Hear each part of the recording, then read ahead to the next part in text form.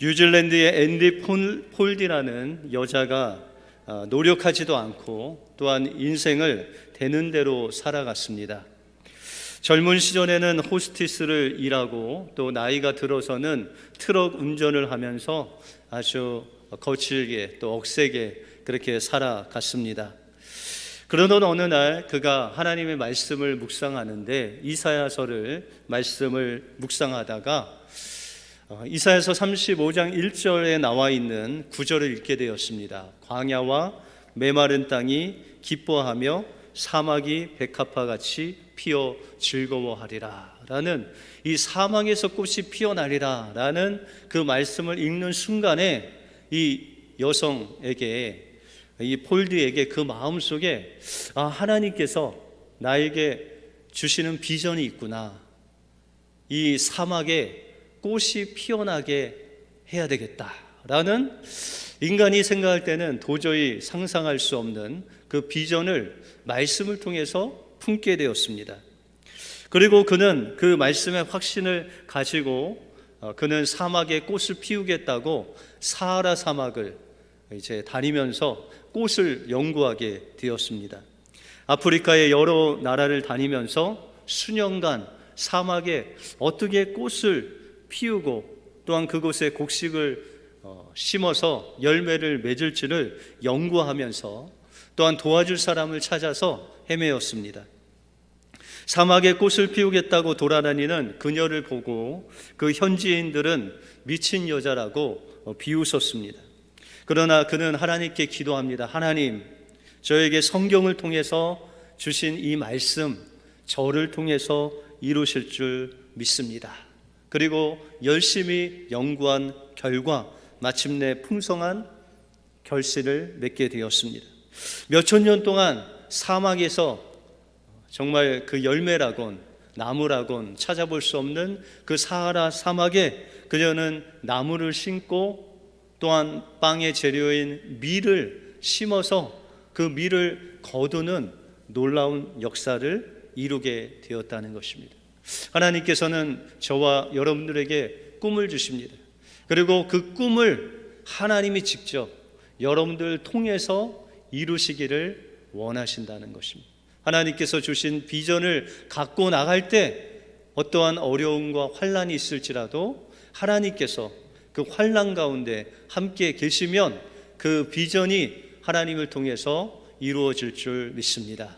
하나님께서 주신 비전, 어떠한 상황 속에서도 하나님과 함께 이루어 가시는 여러분들의 삶이 되시길 주님의 이름으로 축원드립니다. 오늘 본문을 통해서 비전의 사람은 어떤 사람이고 이 비전의 사람은 하나님께서 주신 비전을 어떻게 이루어 갈 것인가를 오늘 본문을 통해서 살펴보겠습니다. 먼저 비전의 사람은 하나님을 아는 사람입니다. 오늘 본문에 보시면 야베스라는 사람의 이름이 나오죠. 그 이름의 뜻은 고통, 슬픔, 아픔, 연약함 이란 뜻입니다. 여러분들의 이름의 뜻은 무엇이에요? 여러분들의 이름의 뜻, 저는 서로 상자에 공 훈자를 써서 서로 공을 세운다 라는 의미가 있습니다. 근데 이와 같이 사람들은 이 부모나 아니면 다른 분들이 이름을 져줄 때 이 사람이 정말 이 이름을 통해서 이름같이 됐으면 좋겠다라는 그런 마음으로 이름을 져주는데 이 야베스의 이름은 고통이에요. 그러면 그 이름대로 살면 어떻게 되죠? 고통스럽게 살라는 거예요. 슬퍼하며 살라는 거예요. 그런데 이 야베스의 이름에는 비밀이 담겨져 있습니다. 여러분들 9절에 보시면 야베스는 그 형제와 존귀한 자라 그 어미가 이름하여 야베스라 하였으니 이는 내가 수고로이 낳았다 함이었더라 라고 말씀하고 있습니다. 이 야베스는 그를 낳을 때 그 어머니가 이 아이를 낳을 때 수고로이 낳았다 라고 해서 그 이름을 수고, 고통이라고 졌다는 거예요. 여러분들 창세기에 보시면은 야곱의 아내 라헬이 하나님께서 약속하신 그 베델을 가다가 그 험준한 산을 건너다가 난산을 하게 됩니다. 그래서 그 라헬이 난산 가운데 아들을 낳고 그 아들의 이름을 베노니라고 짓습니다. 그 베노니라는 이름의 뜻은 슬픔의 아들이다 라는 뜻입니다. 그런데 그 옆에 있던 아버지인 야곱이 아니다, 이 아들은 슬픔의 아들이 아니라 베냐민이다. 그 베냐민의 뜻은 오른손의 아들이다, 하나님의 능력의 아들이 될 것이다 라고 하고, 그 아내는 라헬은 죽고 그 아이는 베냐민으로 살아갔습니다. 그런데 오늘 본문에 보시면 이 난산하는 어머니가 그 아들의 이름을 짓는데 야베스라고 졌다는 거예요. 그러면은 그 옆에 있던 아버지가 야베스가 아니라 이 아이는 하나님의 능력의 아들이다 라고 이름을 바꾸어야 되는데, 이름을 바꿀 수 있는 아버지 또한 그 옆에 없었다는 거예요. 다시 말해서 어머니도 난산으로 어려움을 당하고 그 아버지도 없는 가운데 태어난 아들이 바로 이 야베스다라는 것입니다. 그런데 이 야베스는 이렇게 엄청난, 어머니가 아프고 아버지가 없는 그런 상황 속에서도 이 어려움을 이겨나갑니다.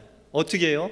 하나님을 아는 지식으로, 하나님의 이름을 부름으로 그가 이 어려움을 이겨나간다는 거예요. 10절에 보시면 야베스가 이스라엘 하나님께 아뢰어 가로되, 여기서 하나님께 아뢰다라는 것은 하나님의 이름을 불렀다라는 거예요. 여러분들 어느 때 부모님 이름 부르세요? 엄마, 아빠 언제 불러요? 용돈 필요할 때? 아니에요? 그래요.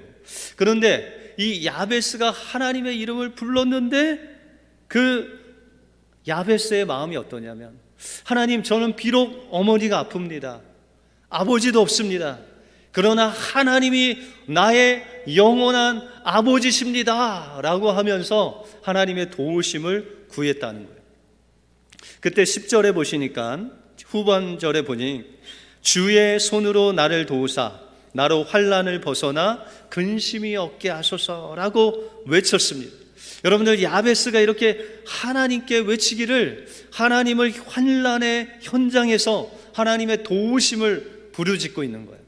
하나님, 저 어렵습니다. 그런데 하나님, 이곳에 오셔서 저를 만져주십시오. 나의 손을 붙잡아 주십시오. 저를 한번 안아주십시오 라고 하나님 앞에 기도하는 것입니다. 시편 74편에 보시면 이스라엘 백성들이 하나님 앞에 우상 숭배함으로 이방인들이 쳐들어왔어요. 그래서 이스라엘 백성들을 다 망하게 하고 하나님의 거룩한 성전에 들어와서 그 기물들을 다 부서뜨리고, 또한 귀중한 것을 다 노략해 가고 성전을 다 회파해 버렸어요. 이 시편 74편 기자는 하나님 앞에 기도하기를, 원수들이 주님의 성소를 이렇게 훼손하였으니 영원히 회파가 된 이곳으로 주님의 발걸음을 옮겨 놓아 주십시오 라고 기도하고 있어요. 여러분들, 이 시편 기자가 하나님 앞에 어떻게 기도하냐면, 하나님, 우리는 힘이 없습니다. 이방인들이 이렇게 성전을 다 부서뜨렸습니다. 그러나 하나님, 이 환난의 현장, 이 회파된 성전에 하나님 두 발로 이곳에 걸어 들어오십시오 라고 하나님께서 와달라고 기도하고 있는 거예요. 여러분들, 이제 졸업하게 되면 우리 유치부는 초등학생이 되고, 그죠? 초등학생은 중학생이 되고, 중학생은 고등학생 되고, 고등학생은 대학생, 대학원생은 졸업하면 뭐예요? 취업하죠. 그런데 이 단계가 올라갈수록 공부도 어렵고 또 친구와의 관계도 어렵고 이 어려움이 늘 현장에 있다는 거예요. 그럴 때 어떻게 해야 돼요? 하나님을 아는 비전의 사람들은, 하나님, 저 공부하기가 어려운데 하나님, 저를 좀 붙잡아 주세요. 저에게 지혜와 명철을 좀 주세요.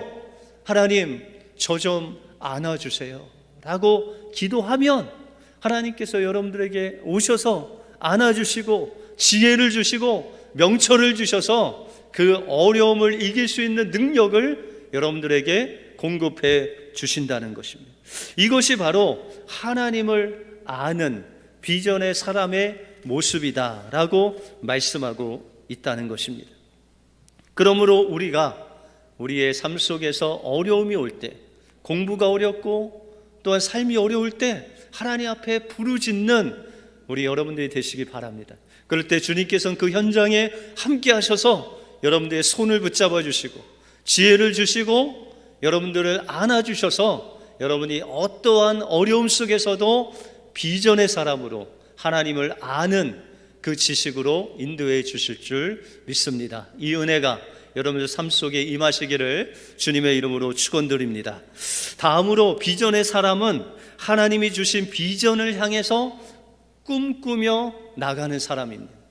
야베스는 하나님이 주신 비전을 놓고 기도하기를 10절에 보시면 야베스가 이스라엘 하나님께 아뢰어 가로되 원컨대 주께서 내게 복의 복을 더하사 나의 지경을 넓히시고 라고 기도했습니다. 여러분들, 야베스가 살던 이 역대기 시대는 이스라엘 백성들이 포로로 바벨론으로 잡혀갔다가 이제 이스라엘 자기의 고향으로 돌아왔어요. 그래서 이제 하나님이 주신 땅에서 살려고 하는데 이미 주변에 있는 사마리아, 암몬, 아라비아 뭐 이런 주변에 있는 나라들이 계속해서 이스라엘 백성들을 공격하고 노략하고 하나님의 성전을 세우려면 막 무너뜨리고 하는 그런 어려운 현장 속에서 있었다는 거예요. 이 이스라엘 백성들은 주변 국가를 싸워서 이길 힘도 없고 그런 군사 장비를 갖추지도 못했습니다. 그때 야베스는 하나님께 기도하기를, 하나님, 저에게 복을 더하여 주십시오 라고 그렇게 기도합니다. 여러분들 복 좋아해요? 복, 하나님께서 블레싱 주시는 거 좋아하죠. 그런데 하나님께서 주시는 이 복이라는 것은 하나님이 여러분들과 함께하는 것이 복이라는 거예요.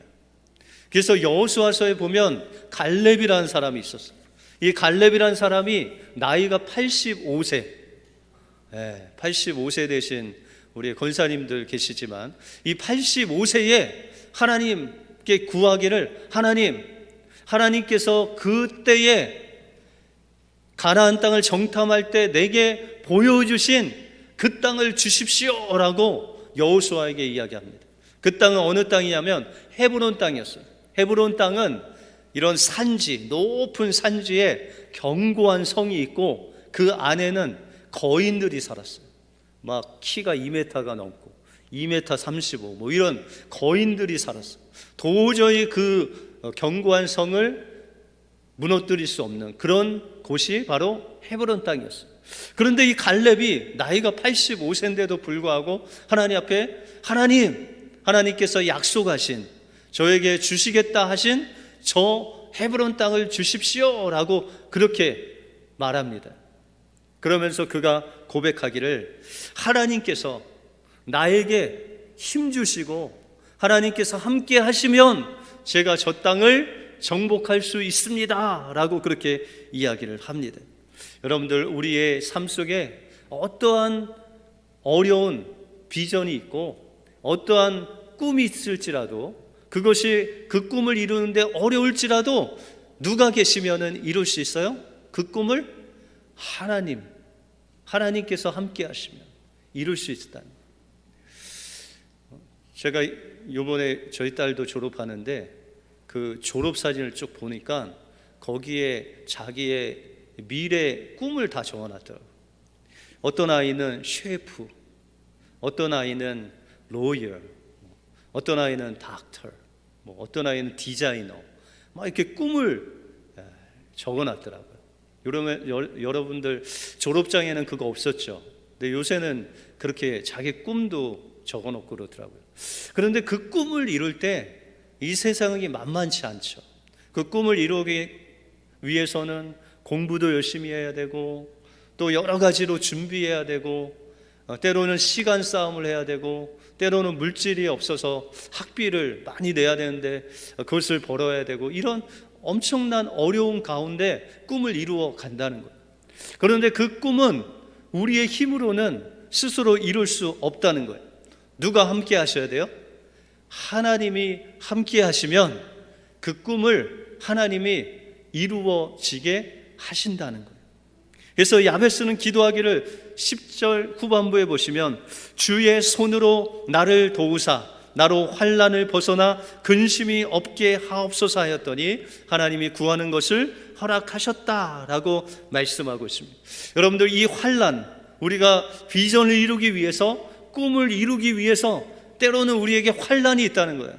그런데 여기 환난이라는 단어를 우리가 히브리어로 보니까는 어떤 뜻이 있냐면, 악으로부터 건져 주십시오. 이 환난이 원수 마귀로부터 온다는 거예요. 원수가 우리를 유혹한다는 거예요.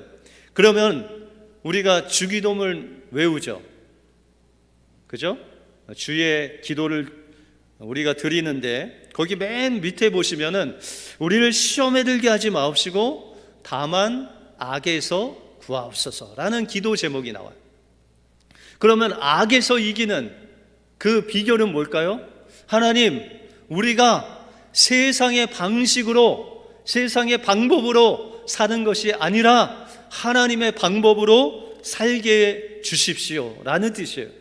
우리가 유혹하는 원수를 이길 수 있는, 그 환난을 이길 수 있는 힘은 바로 하나님의 말씀을 붙잡고 하나님의 방법대로, 믿음의 방법대로 하나님과 함께 살면 바로 우리가 그 환난에서 벗어나 근심이 없는 위대한 삶을 살 수 있다는 것입니다. 미국에서 가장 가난했던 대통령이 있는데, 미국의 20대 대통령인 제임스 가필드라는 대통령이 있었습니다. 그는 1831년 오하이오 주에서 그 오두막집에서 태어났는데, 생후 18개월 때, 1년 반이 됐을 때 아버지가 돌아가시고 홀 어머니 밑에서 2남 2녀를 그 어머니가 가난하게 키우셨어요. 겨우 학교에는 들어갔지만 공부해야 할 책을 사지 못할 정도로 그렇게 어려운 상황이었습니다. 어느 날 어머니가 책을 사주지 못해서 미안하다라고 그렇게 가필드에게 얘기했더니, 그 가필드가 이야기하기를, 엄마, 우리보다 더 가난해서 학교에 못 가는 사람도 있어요. 저는 힘이 세니까 그 힘으로 그들의 대장이 될게요 라고 그렇게 이야기를 했습니다. 그랬더니 그 어머니가 그 가필드에게 얘기하기를, 얘야, 대장이 되기보다는 하나님께서 주신 그 힘으로 남을 돕는 사람이 됐으면 좋겠다라고 그렇게 말씀하시는 거예요. 그래서 가필드가 기도하는 중에, 하나님께서 나에게 주신 힘, 남을 돕는 데 써야 되겠다라고 생각하고, 그는 열심히 기도함으로 혼자 공부해서 대학을 가고, 또한 교육자와 변호사를 거쳐서 주 상원의원이 됐습니다. 그런데 남북전쟁이 일어나자 그가 의용군을 이끌고 그 전쟁에 참여하게 되었고, 전쟁 후에는 연방 하원의원, 상원의원, 그리고 공화당 대통령 후보가 되어서 드디어 대통령이 되었습니다. 그는 대통령 취임식 때 늙은 어머니를 부축해 모시고 강단 옆에 서 있는 어머니를 가리켜 취임사를 시작합니다. 저를 오늘 대통령이 되도록 보살펴 주시고 이끌어 주신 어머니를 모시고 나왔습니다. 모든 영광은 오로지 제 어머니와 하나님께 영광을 돌립니다 라고 그렇게 연설을 했습니다. 여러분들, 가필드는 어머니가 말씀하신, 하나님께서 주신 그 능력으로 남을 돕는데 그것을 실천하기 위해서 그는 매일 저녁마다 하나님 앞에 기도했다는 거예요.